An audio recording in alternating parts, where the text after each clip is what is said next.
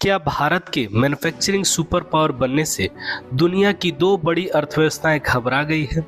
और क्या अमेरिका और चीन ने मिलकर भारत की घेराबंदी शुरू कर दी है? प्रधानमंत्री नरेंद्र मोदी का सपना है भारत को ग्लोबल मैन्युफैक्चरिंग हब बनाना, लेकिन जैसे जैसे भारत आगे बढ़ता जा रहा है वैसे वैसे वैश्विक व्यापार में तनाव भी देखा जा रहा है। आज हम समझेंगे कि पीएलआई स्कीम क्या है, अमेरिका ने 126% टैरिफ क्यों लगाया और चाइना वर्ल्ड ट्रेड ऑर्गेनाइजेशन क्यों पहुंचा।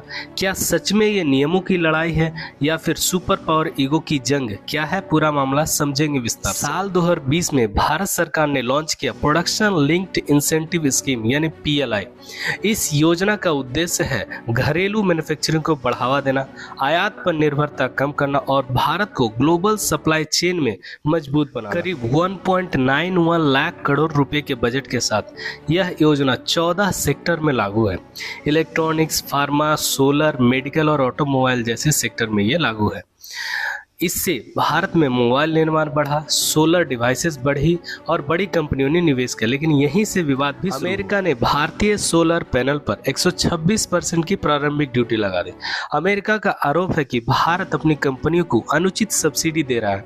एनालिस्ट का कहना है कि यह कदम भारतीय कंपनियों को अमेरिकी बाजार से निकालने के लिए उठाया गया। दिलचस्प बात यह है कि अमेरिका ने 2022 में इन्फ्लेशन रिडक्शन एक्ट पास किया था। इस कानून के तहत अमेरिकी कंपनियों को भारी सब्सिडी दी जा रही है, लेकिन शर्त यह है कि वे घरेलू सामान का उपयोग करें।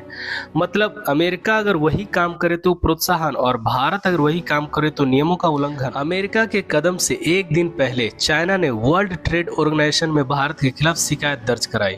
चाइना का आरोप है कि भारत की रिन्यूएबल एनर्जी पॉलिसी और ऑटोमोबाइल पॉलिसी घरेलू उत्पाद को इंपोर्टेड सामान के बदले ज्यादा तरहीज देती है। तो सवाल उठता है, क्या चीन खुद सब्सिडी नहीं देता?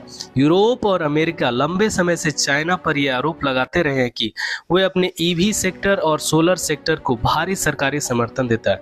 क्या ये वाकई नियमों की उल्लंघन है या फिर बाजार पर कब्जे की जंग? पूरा विवाद एक बड़े पैटर्न की ओर इशारा करता है।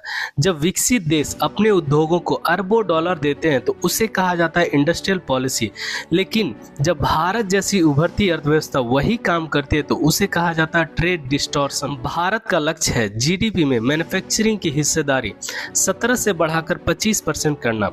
अगर भारत यह हासिल कर लेता है तो ग्लोबल सप्लाई चेन में संतुलन बदल सकता है और शायद यही असली वजह है चिंता। भारत सरकार का कहना है कि पीएलआई योजनाएं डब्ल्यूटीओ नियमों के अनुरूप है। विशेषज्ञों का कहना है कि भारत को सिर्फ सब्सिडी पर निर्भर नहीं रहना चाहिए, बल्कि टेक्नोलॉजी, इनोवेशन एंड